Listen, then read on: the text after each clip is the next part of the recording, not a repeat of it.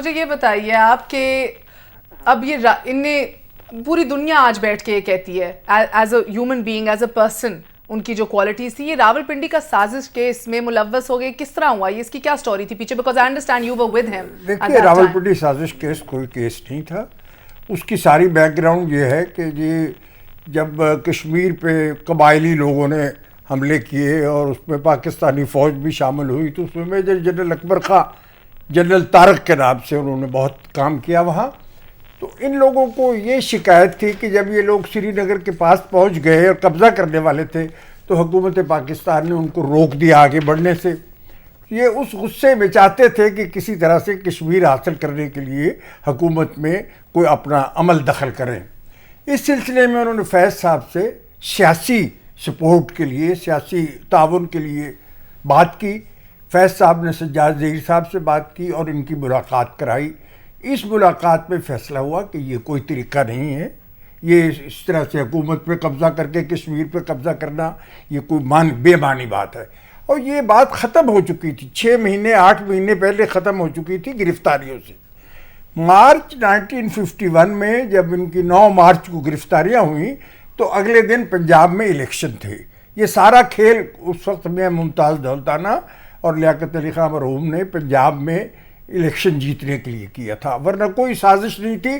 سازش اگر تھی وہ تجویز کی شکل میں ریجیکٹ ہو چکی تھی، کوئی وہ نہیں تھی. آپ نے بات کی ابھی فیض صاحب کے بطور انسان کے، تو میں سمجھتا ہوں کہ ان کی شاعری کے بارے میں تو کوئی دو باتیں رائے ہو ہی نہیں سکتی. انہوں نے اردو شاعری کو ایک نیا آہنگ اور استعارے اور نئی تشبیہیں اور وطن کو محبوب بنانے کی جو بات کی ہے وہ کہیں اس کی مثال نہیں ملتی. لیکن بطور انسان کے فیض صاحب جو ہیں وہ شاعر سے بھی بڑے تھے. جتنے بڑے وہ شاعر تھے اس سے کہیں زیادہ بڑے وہ انسان تھے. دوستوں کے کام آنا، دوستوں کے لیے بھاگ دوڑ کرنا، دوستوں کے لیے تکلیف اٹھانا. میں ایک آپ کو مثال دیتا ہوں.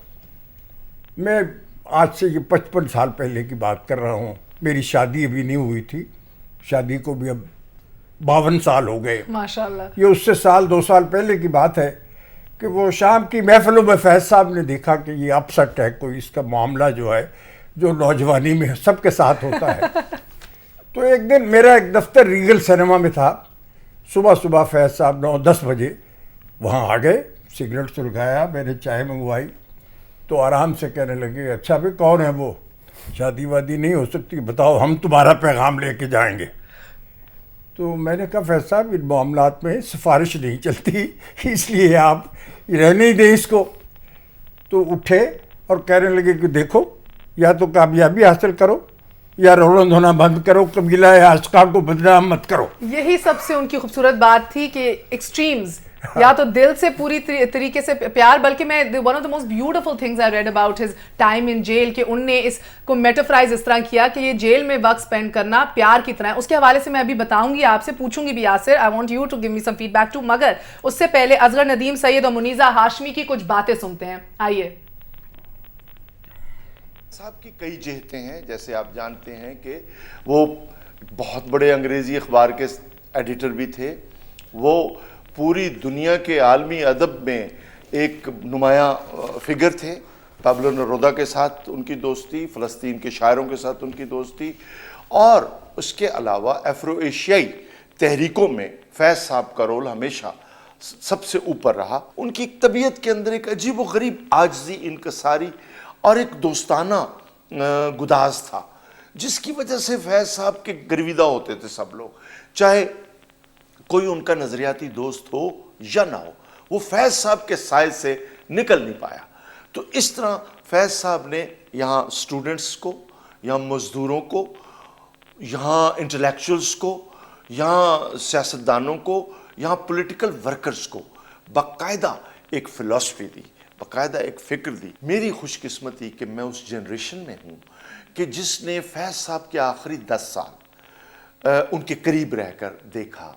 سیکھنے کا عمل تو ان کی کتابوں سے ہی جاری تھا، لیکن ان کے سائے میں بیٹھنے کا جو ہمیں افتخار حاصل ہوا وہ ان کی زندگی کے آخری 10 سال. اور یہ سارے سال ماشاء اللہ کے سال ہیں.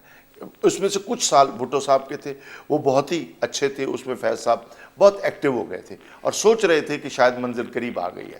تو اس وقت انہوں نے پاکستان کی تہذیب اور کلچر پر بہت کام کیا. مشکل وقت میں انہوں نے زندگی گزاری، جیل میں گزاری. بہت ایسے وقت بھی تھے جب شاید میں سمجھتی ہوں پھانسی کا تختہ بھی ان کو نظر آتا رہا، کوئی ایسا وقت بھی آیا، لیکن اس کے باوجود ان کی شاعری میں یہ نظر نہیں آتا اور اسی سے میں انسپریشن لیتی ہوں. وہ شخص کچھ ایسا تھا کہ مکمل، انہیں کبھی بھی میں نے کسی چیز کی طلب کرتے نہیں دیکھا. کبھی شاید ہاں بھائی پلا دو، ہاں بھائی کھلا دو، کھانا کھائیں گے، ہاں کھا لیں گے. کبھی نہیں پوچھا کیا پکا ہے. والد کی حیثیت سے میرے خیال میں وہ شخص کم ہی گھر ہوتے تھے، اس میں قصور ان کا نہیں تھا.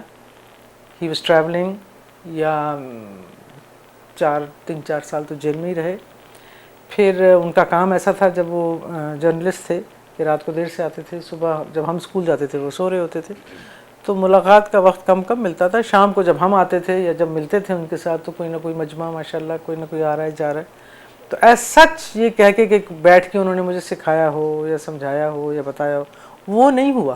لیکن ایک جب شخص آپ کے ساتھ رہتا ہے جو اتنا مکمل انسان ہوتا ہے، جو اتنا پیسفل ہوتا ہے، اتنا خوبصورت ہوتا ہے اپنے، اور اتنا خوش ہوتا ہے، اپنے اندر خوش ہوتا ہے، تو وہ you imbibe that, you take that atmosphere and you learn to be on such. تو میرے خیال میں نے ان سے یہی سیکھا ہے. کیونکہ لوگ انہیں ناپسند کرتے تھے تو کچھ مشکلات مجھ پہ بھی آئیں، اور میں نے صحیح نوکری میں آئیں، پروموشنیں رکیں، لان تان سنے، الزام تراشی ہوئی، سن لیا، برداشت کیا، اور اس بات کو کبھی بھی نہیں سوچا کہ کیا کروں. مطلب ایسا وقت بھی تھا جب ایک شخص نے کہا جی آپ کو پتہ ہے he was a main in charge, یہ سب کچھ آپ کے باپ کی. میں نے کہا جی سب کچھ آپ کے باپ کی وجہ سے، یہ کیا فیض کی بیٹی ہیں آپ؟